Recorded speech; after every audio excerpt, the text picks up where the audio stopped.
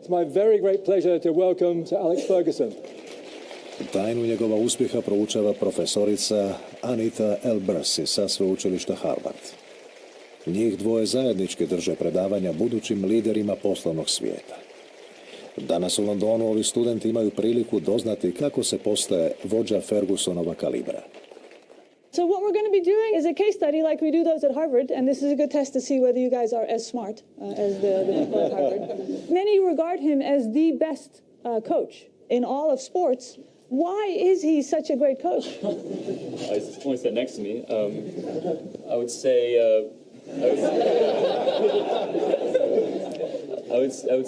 he's won everything there is to win, many times. Helena? He's got a really strong vision. He wants to win, and he's ruthlessly executing against that every single time. But this is still Ryan Giggs, it's past Keogh, past Dixon, and has scored a sensational goal! Sir Alex Ferguson nizao je pobjedu za pobjedom, uspjeh za uspjehom. U mirovinu je otišao s nevjerojatnih 49 osvojenih trofeja.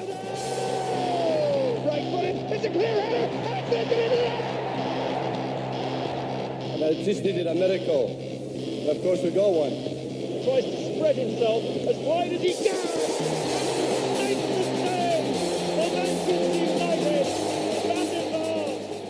Teško da će itko ikada ponoviti njegov uspjeh. Osvojio je 13 naslova u Premier ligi i 2 lige prvaka. I think no doubt is one of the best coaches ever. Not just because he was my leader. So in history, no question, probably the best one. What does this all have to do with business? Why is this worthy of study at a business school? Odgovor na to pitanje zna bivši izvršni direktor Manchester Uniteda David Gill. He understood that in order to have a successful football team and get what he wanted on the pitch, the business of Manchester United had to be very successful. His leadership skills meant that he could understand what we were trying to do as a club. I think the fact that the club was champions for so many years and it's got such a reputation across the world that you have to put that down to his great management, and that had the knock-on effect of creating great financial revenues for the organisations. It's about time I turn it over to the man himself. Please again join me in welcoming Sir Alex Ferguson.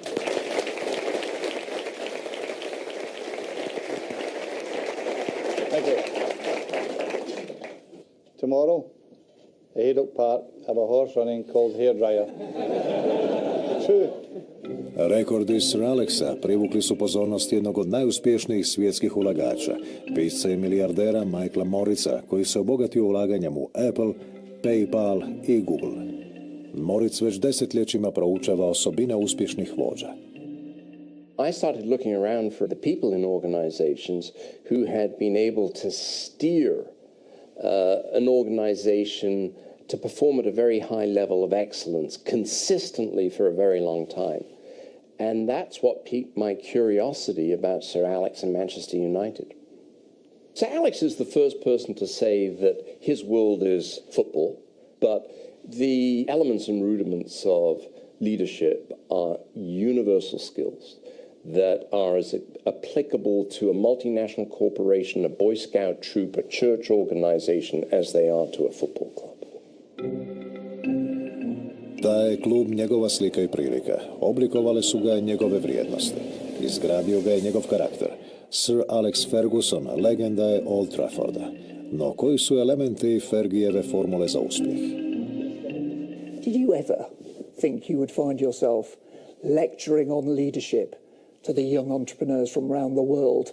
The thing about it, the challenge is it's young people. And I've always enjoyed my interaction with young people. I've always enjoyed my time as a manager producing young players, because with young people, you know, it's amazing how they surprise you when you give them an opportunity.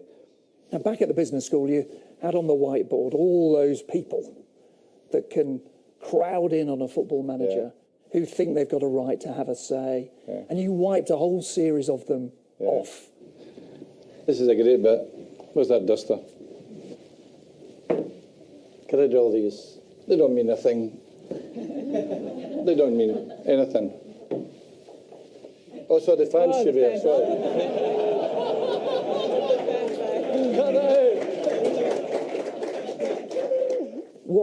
was the essence left behind? Well, there's the core. Look at the core, because you can get trapped in the periphery of things that are happening. Your players and your staff, they're important issues of the whole thing. And, of course, you hope that then that transfers your results into keeping fans happy, because that's my job. Navijači samo žele da njihova momčad pobjeđuje, ali Ferguson ponavlja da je njegov posao mnogo više od toga. Most managers go to a football club because it's a result industry. They're there to turn the fortunes of the first team. That's why they get the job. I never thought that way. My philosophy was to build a football club. Sir Alex made Man United as a club to think in a certain way. I think he modeled the club around his view, around his personality. I think Man United will be always influenced by what he did as a manager in the club. The club was made at his image. I think the strength of United is this great family spirit we always created, and people who thrive and be recognised. You don't mean the star players? You're talking about the people around the club? Yeah, they're no problem. I mean, players, you're with them all the time. That's the difference. As a manager of Manchester United, you can easily walk by someone, a girl coming out of the office, and not recognise them. I wouldn't do that.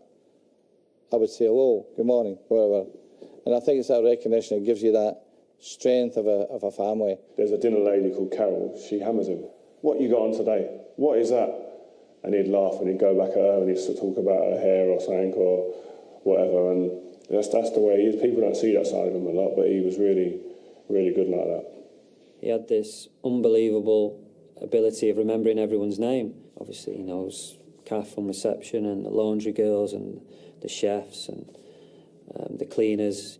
You've got 65, 70 players. You've got to remember all the names. Plus the schoolboys, that's another 30 or 40. He knew all the names because he took an interest in what they were doing and how they were progressing. He was the top man, and if he's doing it, then everyone else should be doing it as well. Everyone loved him there in the club. He invited everyone to come for a lunch, for a cup of tea, English cup of tea. So it was a family. It was a family with him. And leaders often forget that, right? That it's just as much about the ladies doing the laundry and making sure that they're happy as it is about making sure that Cristiano Ronaldo is having a great day. Ferguson je od Uniteda stvorio obitelj kojoj je usadio vrijednosti koje je sam stekao tijekom 40. i 50. odrastajući u Glasgowu, nedaleko od brodogradilišta Govan. You know, even though the temperatures and the wind that come down that quite, they never stopped them from working, never stopped them from building ships. So toughness against the odds? Absolutely. It's, they were never bowed, these people. I was proud to be brought up in that kind of environment. Let's take a look at your parents. Yeah. There we are, there's the Fergusons. Yeah. And you see the ties? They were footballers on them. They were... Even at that age? Yeah. Oh, yeah, my dad was a footballer. My dad played for Glentoran in Northern Ireland. He worked in Harland and Wolves in Northern Ireland for a spell. And you didn't want to get on the wrong side of him? Oh, no way. No, he wasn't the type who would punish you, but his voice was enough. He was a quiet man, but when he wasn't happy, he raised the voice, and that was enough. There must have been clashes. Were there moments where you thought, because any teenager with their dad would fall out quite badly? We never spoke for about 7 or 8 months for a while because he wanted me to go to junior football to protect... You didn't speak for 7 or 8 months? Yeah. He wanted me to go to junior football to protect me if I didn't make it in senior football. Did you learn that sometimes keeping quiet can be just as worrying for someone? Absolutely, yeah. Just as good as for a leader to do? Yeah, absolutely. Quiet moments. I remember we're down 3-0 at half-time at Tottenham Hotspurs. I never says a word. They're ready to go. I says, the next goal's a winner. Let's score the first goal and see where it takes us. And we scored within a minute. He scored within a minute. He went on to score 5. 5-3, yeah. Ferguson je bio na glasu kao trener koji inzistira na čeličnoj disciplini. To ga je i dovelo u Manchester United. To i uspjesi ostvareni na klupi Aberdeena. Njegova je momčad porazila moćni Real Madrid i osvojila europski naslov u kupu pobjednika kupova. Na Old Trafford došao je 1986. No da bi vratio ugled nekoć velikom klubu, prvo je morao suzbiti štetnu naviku opijanja. It was a bit impulsive, I think. I called everyone into the gymnasium, all the young players, all the staff, all the players. So I said to him, look, I've read all these stories, I've heard all these stories about the drinking culture. Well, I have to tell you, I won't change. You're all going to have to change. That's a fact. I mean, how big a problem was it? Well, I think there was a genuinely bad element of drinking in afternoons, going away from training ground to spend all afternoon drinking. People tell stories.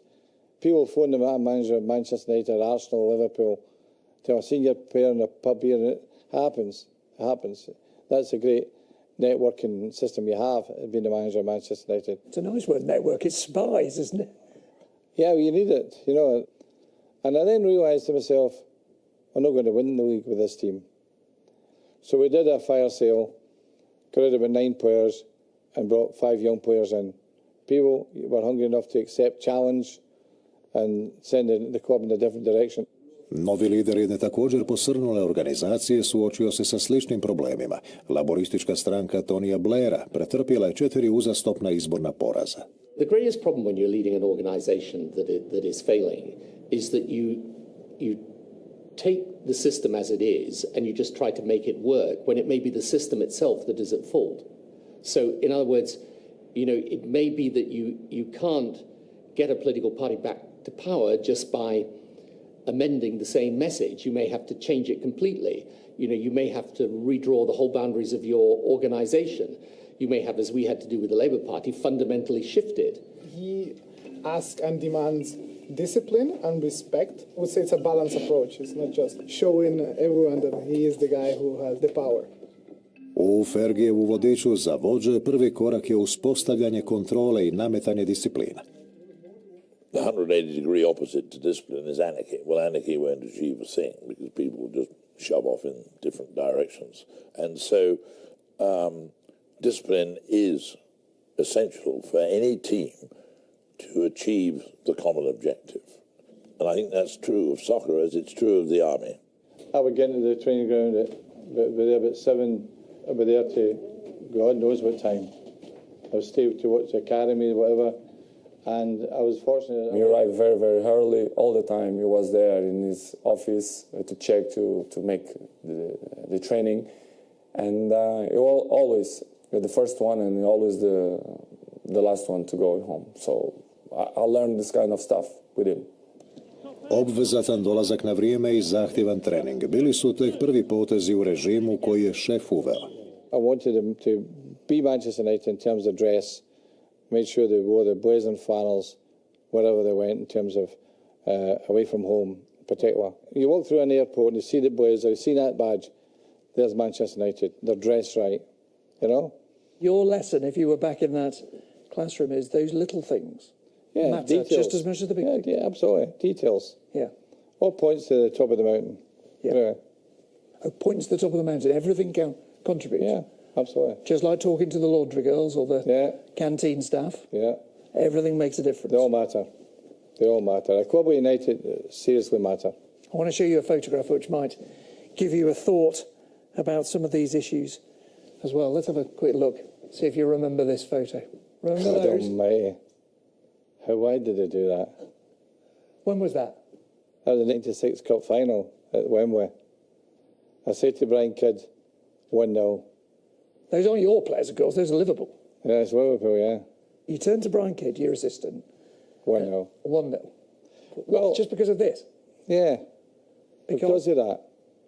I think that's, I don't know, what would you call it?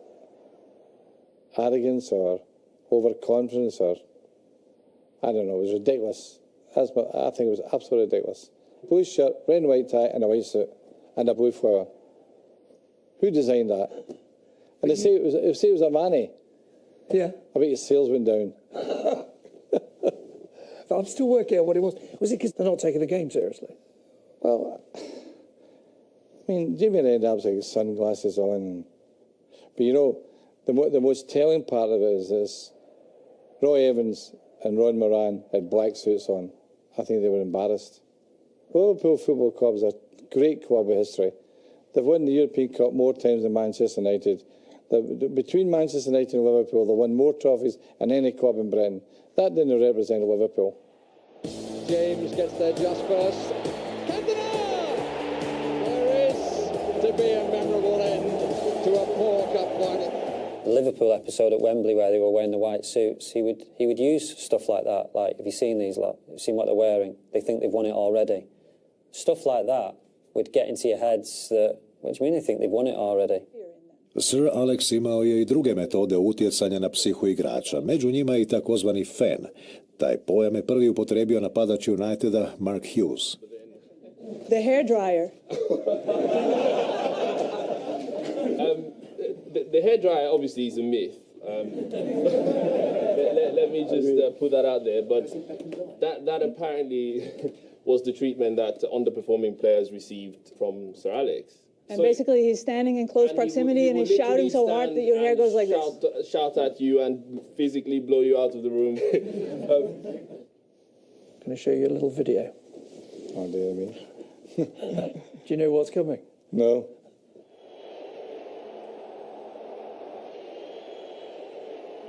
We're not lip reading. I wasn't well that day. If you were like that on the touchline, I wonder what you're like in the changing rooms. I always want to get it off my chest, out my system, and kick on from there. What I said to them remained in the dressing room. I could be really angry, it could be volatile, it could be... But it was over. The players knew that. They knew that. I never brought up again. I never held a grudge, ever in my life. And when you heard it was called the hairdryer, did you think... Honestly, I didn't like it at the time. Yeah. Honestly, I was a bit annoyed, you know. But now, you have to... He can smile. Place in the comedy part, you know. We played Benfica away, got beat. We didn't play well, and he was shouting at me, and I thought I was one of our best players on the day. And I was thinking, oh, what are you shouting at? So I started going back at him, shouting back. And the problem is, which I failed to learn quickly, is that the more you shout at him, the louder he gets, and the more aggressive he gets, and the closer he gets to you. He had that skill of, have you got to put your arm around someone, or have you got to lose your temper to get the best out of them? I remember him having a go at me at half-time, and I had the sort of attitude, right, OK, I'll show him, and played well the second half. So then he quickly knew how I would respond to him losing his temper. That followed me for the next 20 years, so it was a big mistake early on. I remember sometimes when we do something bad or we lost some games, he kicked the chairs and he kicked the boots, he kicked everything, the waters, the drinks, and he's so red and fucking you should pass the ball. It's unbelievable, but it was good because we learned. The great thing about the boss was that the next day it was forgotten, and you'd be walking towards him or approaching him the next day thinking, is he going to have a go at me? And he would just crack a joke, or he would talk about the next game. The real reason for losing your temper is because of expectation. I could never visualise us losing a game. You know, by the time I'd picked my team, done the tactics, had my team talk, I was confident we'd always win a game. But, of course, you don't win every game, that's a fact. But when they dropped below their expectation, that annoyed me most, you know. Nijedan igrač nije bio prevelik da bi bio pošteđen Fena, ni Ince, ni Van, ni Stelroy, ni Beckham. Posljednji je nakon jedne žustre rasprave dobio kopačku u glavu.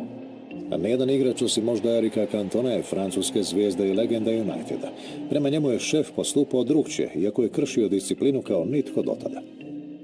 I want to take you back to a moment I suspect is hard for you, let alone anybody else to forget. Let's just take a look. Did you see that? I didn't see it at all. I was looking at the pitch. But as you see what was done. But as the great disciplinarian, wasn't your first instinct to think, he's blown it? He's a great player, I get on with him, but that's too much. Well, he'd never given us any indication that explosion was there. But I decided to approach it this way. I would speak to him every day, and I would talk to him about football all the time, and he loved it, you know. And that's why all the players say it was my prodigal son. But I think he needed different attention. He needed different ways of dealing with him. He was a different guy from everyone else. He's an amazing human being. But when you saw that image of him kicking a spectator, wasn't there a bit of you thought, that's exactly the ill discipline that's to stop at this club, I've got to get rid? No. There was something in me that said, I need to do something about it. I need to stand by him because the world is after him. And it was a bit like no one was there to help him. And I said, well, it'll have to be me because I'm his manager. I think the thing that amazed me and used to frustrate me at times was his man management. I'd never seen him have a go at Eric Cantona, for example. Some of the players would resent that. Why is he not having a go at Cantona? He's missed a penalty. Or why is he not having a go at Cantona? He had an awful game. The manager knew in the long run that he would come good, that he would produce the goods at the right time. Yeah, his man management was second to none. To have always the honesty that allows him to be father, friend, brother of a player, enemy of a player. But enemy for a few seconds. But then the brother comes again, or the old brother, or the father. These human qualities are absolutely crucial to be a great leader. The fabulous leader is a very rare individual, and that person is capable of making an organization do things, making the people in, persuading, cajoling, nudging, caressing sometimes the people inside an organization to do something that they didn't think that they were capable of. What we have here essentially is a case that is about how one person is very effective at managing teams. To ipak nije dovoljno da bi netko bio vođa. Pravi vođa mora biti spreman izbaciti nekoga iz tima tek kada biti nemilosrdan. Yes, over here. When they had big players and they had the youth team coming through, the confidence to affect the change, sell the big players and go with the youth players. As you go through your career, you've got to rebuild the team. You have to be ruthless. It's the hard part for you because they do become a family, you know, and the great squad of 94 of the Cantonas and Vinces and Robson and these players, Bruce, they get older. And the horrible thing is the evidence is on the football field and you can't avoid that. Some of these issues were played out in the press, but he wasn't afraid to make the decision which he thought was for the long-term or medium-term benefit of the team. Nije Ferguson protirivao samo igrače koji više nisu bili u naponu snage. Scenario with Roy Keane, there was a video that he'd done for MUTV that the club didn't want to go out. The manager thought that it wasn't right, it was disrespectful, etc. to the team. The next day, told the players that Roy Keane will never come back to Man United again. He was captain of Man United. Best player probably Man United had for a long period of time. And that was for the next generation. Don't think you're ever bigger than this club, because you're not, because you will go. I've just told the captain he's never coming back again. What are you going to do now? We would talk about man management, and I would say, look, such and such an individual is, you know, he might be really brilliant, but he's really, really tough. I don't know quite what to do about it. And because this is how he would run his soccer team, so get rid of him. And I'd say, well, that's all very well, Alex, but how would you be if you got rid of a player but still found them in the dressing room every day? That would be a problem. That would definitely be a problem. I said to him, you have to keep your control. I don't know who he was talking about at the time. And you have to keep control. You can't always, and you're the Prime Minister, you have to have control. You must have guessed he was talking about Gordon Brown. I didn't know actually, and I don't think anyone knew till later on that there was some sort of some feeling between the two. He said to you, what do you do with a player who won't accept the discipline? You said, get him out. If they're affecting the control of you or they're disrupting the dressing room, you have to make a decision. Is it worth it? We weren't actually talking about an individual, but a hypothetical case, as it were. But yeah, his attitude was, it doesn't matter if he's your best player. If he's difficult, put him out of the room. You're mentioning youth players. What is characteristic of the Ferguson brand when it comes to youth? Yes? I think it's kind of given them a lot of chance to kind of shine and grow as a team. Right. No structure is going to remain standing unless it's built on a firm foundation. So for United, this meant, above all, developing a pipeline of young players who, when they were signed, weren't very well known, or when they were purchased were, in many instances, affordable and cheap purchases. Iz današnje perspektive, stvaranje momčadi koja se temelji na mladim talentima doima se logičnim potezom, no u to doba to je bila kocka. So let's take a look at what became known as the class of 92. Okay. Look at Scholesy. I think he's just out of nursery. Well, they weren't. I mean, what ages were they there? They would be 17. Their gigs would be maybe 18. And some people look at that group and say, it was a one-off. You're a very lucky man. It's not unreasonable to say that, but I have to say this. We were scouting and trial and coaching the best in the country. I'm sure of that. We were obviously characters, and we were of the mindset that once we get in this team, we're not going out of it. We were lucky in the fact that we had a manager who was willing to give us a chance and was willing to gamble really on youth. The secret was the development of the character. They feared nothing. So coming to the first team with me, it was a cakewalk for them. They just sailed through it, absolutely no problem. These young lads were old heads and young shoulders. We worked hard to get there. We worked hard, but yeah, with the right material. The first time I played, I come on as a substitute, and yeah, I can remember the manager's last words: just go out and enjoy yourself. And you're thinking, what do you mean enjoy myself? I'm going out to play. I'm going out to play in front of 40-odd thousand, and I'm 17. I'll try and enjoy it, but I don't think I will. But no, he always said that, and like I say, instantly you just felt relaxed. That's part of my management, and not putting too much pressure on me, but also knowing what I was capable of. And did you think of yourself almost as a father figure to them? That you were teaching them how to grow up, how to behave in the way your father taught you? I think that the character building does apply itself that way. And there are some instances where players would come to me with personal problems, knowing it would never go out the door, knowing they could trust me to help them. And I was proud that players would trust me that way. It was when my daddy was sick in London, and he was in hospital, very bad. Como é que se diz coma, Rick? In coma. In a coma. And I had a conversation with him, and I say, boss, I don't feel good. And we are in a key moment in the league, in the Champions League, but I said, I don't feel good. I wanna see my dad. I said, Cristiano, you wanna go 1 day, 2 days, 1 week? You can go. I'm gonna miss you. I miss you here because you know that you are important, but your daddy is in the first place. When he told me that, I feel like this guy is unbelievable. He was the father of football for me. Cristiano Ronaldo with a shot, and Ronaldo finds the back of the net. It's a stunning goal. He knew what he had under his bonnet with Cristiano as well. He knew he had the potential to be a world star, best player on the planet. And he knew that there were certain aspects of his life that he needed to take care of and help him with. And I think you see that in the way Cristiano speaks about the manager now. Even all these years have gone by, he refers to him as his father in football, which is testament really to the way the manager dealt with him. Is that power? Yes, you have all the power. Yeah. A bit of advice, I don't think power is very important. I really don't.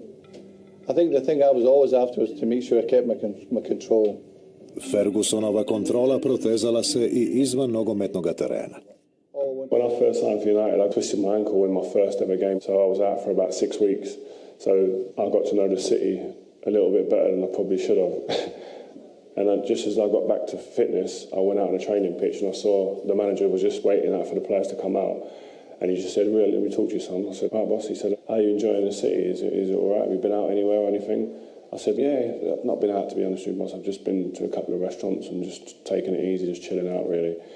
He said, oh, good. He said, just make sure we get off on the right foot. I know you've been overindulging in the nightclubs, going out here and there. People tell me these things. You can't hide none of this from me. Just make sure now you know that I know, and it doesn't happen anymore. If you want to stay at this club for a long time, go to train. I was like, oh my God. The only thing I was worried about was the control of Manchester United. The control of the players, the dressing room, that is paramount to me. And I only worried if I ever lost that control. He controlled everything, I think. The transfer policy, the decisions, the players' contracts, the staff. I think everything was in his hands. And I think it's a fantastic way to do it, especially if you are surrounded by good people.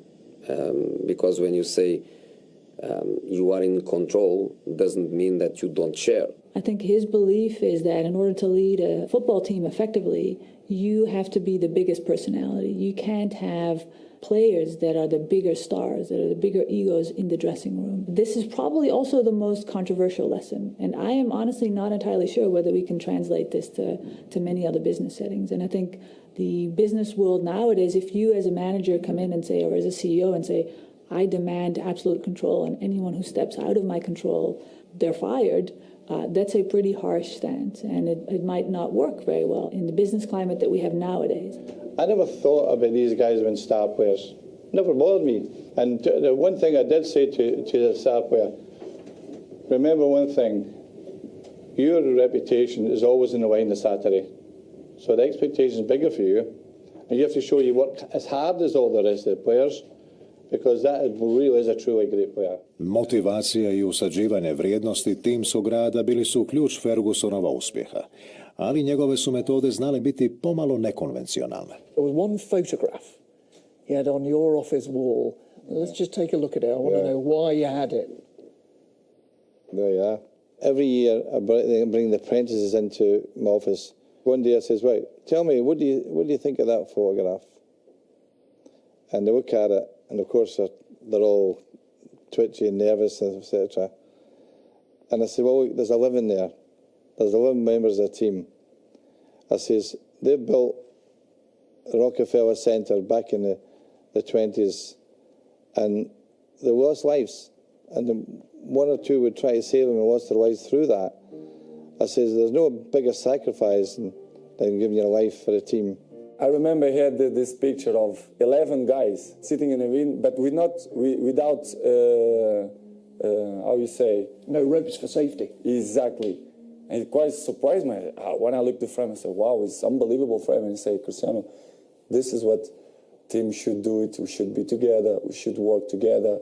We should do it everything together if we want to win something. And he gave the example all the time, because it was 11 guys in that picture. So it was fantastic memory. I remember right now in my eyes, I remember his office and this frame. Now there's another image you used to use quite a bit, I think. Oh yeah, geese. Yeah, it's a fantastic story. It's how they fly 4,000 miles from Canada to some warm climate. They go in 2 Vs, and the ones at the front do most of the flying, then they change over. And if one goes away unwell, 2 have to look after it. Big birds overhead flying, and it would be in the middle of training, and he'd stop the training, and he'd go, right, look, all look, have a look up to the sky. So we'd be all looking at the sky, see them birds, and they were all in like an arrow formation. That's teamwork.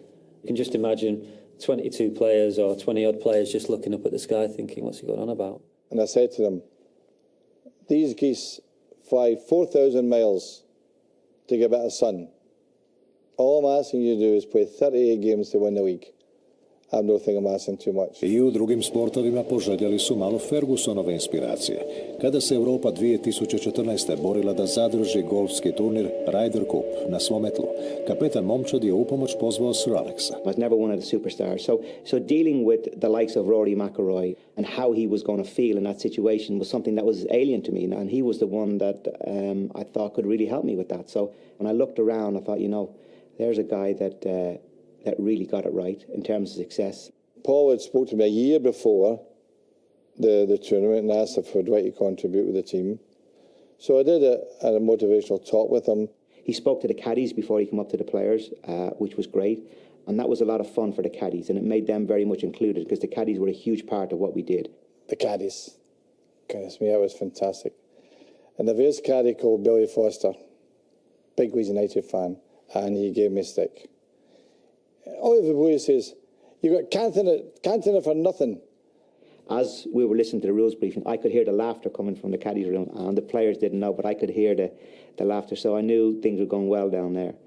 So when he came in, first of all, he knew everybody's name and addressed everybody personally. Sir Alex je članovima tima Ryder Cupa ispričao priču koja je naišla na plodno tlo na Old Traffordu. Did a bit with the geese, and I think that was an important one.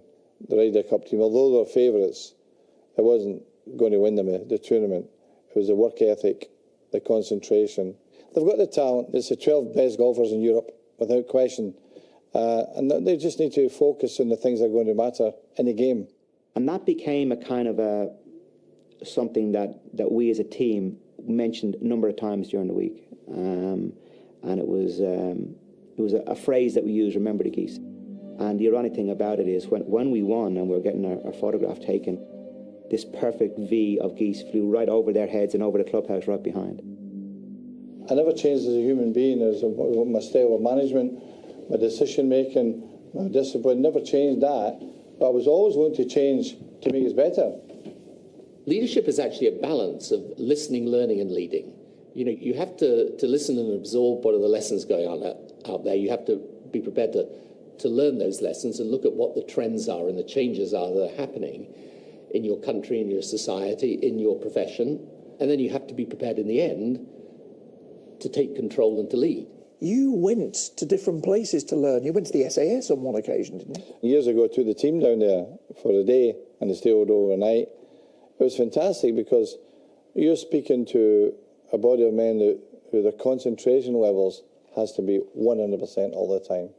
So I was impressed with what I saw down there. Did the players identify with them, or did they just look at them as if a different world? They loved it. I always remember they took us into the hostage room and they put 4 players with their heads down on the table and all the rest of the players were behind the rope, you know. They just pulled me out, me, Paul Ince, it's cardboard cutouts, and where the hostages. The cardboard cutouts are the people holding us hostage. So we were just sat there at the table. The next minute, lights just went off. We heard, get down, which we instantly did. And all of a sudden, a small bomb comes in. I think it goes dark, and within seconds, bang, bang, bang, bang. A couple of bullet sounds, and then the lights come on. And right next to us was 4 or 5 soldiers, SAS gear, night goggles. As one of the soldiers with a gun against Paul Ince's head. And see, I'll tell you. What did Ince do? He absolutely, honestly, knew he died. That was brilliant. Yeah, it was a great experience, and one that we never forgot. Fergusonova formula donosila je uspjehe godinu za godinom, no jedna pobjeda, jedna utakmica, jedan trenutak za pamćenje otkriva srž njegova rada. Let's take a look at one night. One night in Barcelona. In 1999. Beckham crosses from the left, right-footed, it's a clear header, and it's lifted into the net. Solskjaer has won the European Cup for Manchester United. So United were 1-0 down, going into injury time. That gesture, was that disbelief? I think it was a bit of that, but when I went to 1-1, Steve McLaren came to me and says, we'll go back to 4-4-2 in extra time. I says, no, the game's over. They'll never recover. And we scored a second goal. They were gone. Bayern were absolutely gone. Those 3 minutes, in a sense, are like the whole Ferguson formula boiled down, aren't they? Well, that particular team was a team that never gave in. And through that season, they continually won games in the last few minutes. To win the league once is very difficult, but to do it over 26 years, I think is simply amazing. I was able to plan 3 and 4 years ahead because I was there long enough. Tek što je osvojio toliko sanjanu trostruku krunu, Ferguson je krenuo u rekonstrukciju postojeće momčadi i stvaranje nove. I think his greatest legacy is that he had success over a quarter of a century and that he was able to build and rebuild 4 or 5 truly great teams. For me, that is something that no manager has matched. You smile inside because you say, he's still hungry, he still want to win, he's still motivated to win trophies, to go to the trainings with 62 years old, 63, 64, 65. You say, he's still angry, still want more titles, he still want that team play good every weekend. So this is, for me, it was a surprise. But the lesson for a leader is at the very moment you reach the top is what? You're at the top, it's like climbing a mountain, you go up there and the view is beautiful. In normal circumstances, you have to come down the mountain, not in football. For Manchester United, you have to stay up there and look at the view. You can't come down. And of course, you don't win every week, but the important thing is to be challenging every time.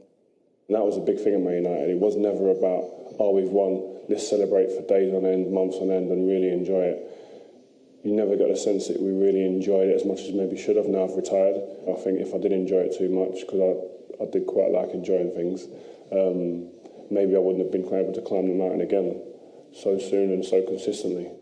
You have some managers that you work hard for because you fear them. And you have other managers that you work hard for because you love them. Where on this line is Sir Alex?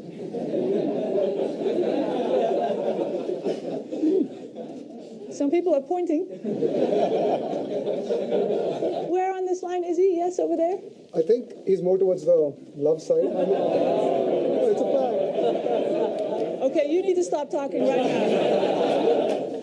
So for you, was it more fear, or was it love, or maybe both? Both. In the beginning, it's kind of not scare, but it's respectful. You respect because you say, ooh, he can smile, but he can be angry too, so let's do the right things. Early on in my career, definitely fear. As a 17-year-old, seeing this figure who was so intent on discipline and quality, but also fear from me, fear of failure. But then as the career and the relationship grew more towards, the love aspect. There could be occasions with fear come into it, occasionally maybe a bit of love. But in the case of fear, if you look at the way Manchester United players played and the teams played, there's no way that fear was in that team. In terms of my time at United, I often wondered whether it was hate, fear, love. I didn't pay great attention to it, but I still was always concerned about the balance of it. And I have to say this right there, respect. I think that love or fear is an inappropriate statement, quite frankly. It's respect. I think that people should respect you. And if they don't respect you, then you've lost it. You've basically lost it. It's as simple as that. Fergusona nisu poštovali samo njegovi igrači, nego i suparnici. I played against Man United with Porto. And the respect started when in that Man United Porto, the first time, the opposite manager knocked in my door to congratulate my players. So Alex walks in? Yeah. And that in our Portuguese culture was doesn't belong to our culture. And from that moment, I owe him respect. And I always gave him my respect and my admiration. Sir Alex je u mirovinu otišao 2013. kako bi bio potpora svojoj supruzi Kathy, shrvanoj zbog smrti sestre. Oprostio se kao pobjednik s osvojenim 13. naslovom prvaka Engleske. And we kept it quiet, nobody knew, not my sons, nobody knew, until David Gill wanted to see me on a Sunday afternoon. And he came along and says, I'm retiring. I said, so am I. I remember being asked in the late 90s when I was a finance director going around the city, as presenting the results. We were quoted on the London Stock Exchange then, what's going to happen when Alex Ferguson retires? What's going to happen? So without doubt, it was when Alex left, it was going to be it was a sea change for the club. You don't have a person as important and as influential and successful as that for many, many years without being a sea change. With people, what's happened. There's always a bit of uncertainty. And he went out after a very successful season, and I think, personally, I think it was the right decision. He told me a huge secret. Not many people knew, like 1 month or 2 months before the decision to be made to stop. I know that he trusts me, because if he doesn't tell me. But I was scared. I was scared. So when finally he informed the media about his decision, was a sense of relief. Za Fergusonova nasljednika nije odabran neki slavni trener, nego čovjek koji se tek trebao dokazati. David Moyes nije opstao ni godinu dana. Sir Alexu zamjeraju što je kao nasljednika odabrao svog prijatelja. On the succession, when I announced my retirement, do you honestly believe that one man could decide the future of Manchester United? It's absolute nonsense. There was a good process. They're a professional football club. They know what they're doing. The Glazers, David Gill, Josie was going back to Chelsea. Carlo Ancelotti was going to Real Madrid. Jurgen Klopp has signed a contract at Dortmund. Louis van Gaal was doing with Holland in the World Cup. Probably every manager in the world looks at Man United as a huge club, but I wanted to come to Chelsea, and we didn't brought that into the table. The other thing was, I took Pep Guardiola for dinner in New York on the September, and I had no idea I was ever going to retire. And I said to him, give me a call when tell me what you're going to do. No answer. I don't think we made a mistake at all. I think we chose a good football man, did a great job at Everton, 11 years there. We picked the right man. Unfortunately, it didn't work for David. Yeah, well, sometimes people say, don't they, the critics, well, it was impossible for David Moyes because he inherited this team and you'd stop trying. There's this continual thing about we left an old team and all that nonsense. But when do we build 11 points? It's unbelievable. The average age of my teams consistently, in all the years, the 20 years from the start to winning the championship, was 27 to 28 every year. If Ryan Giggs had retired, say, 6-7 years ago, and he retired at, say, 35, quite a while I'd have made him an assistant. And quite rightly, he could move right into the job with the experience of being an assistant manager to me, as he's doing and helping Louis van Gaal at the moment. But I would never ask a player to quit. He said that. I mean, I obviously played until I was 40. It's obviously a completely different job, completely different mindset, going from playing to coaching. So it would have been great for me personally to work under Sir Alex, to see how he worked behind the scenes, because you don't really see that as a player. We'd like to have spoken to many managers, believe me, because that's a process. We'd like to have asked them what they felt about leaving a big club to go to the bigger club, to come to Manchester United, but it wasn't there for us. I think we did the best under the circumstances we're in. We have come to the end of the session. Let's give it up for Sir Alex Ferguson.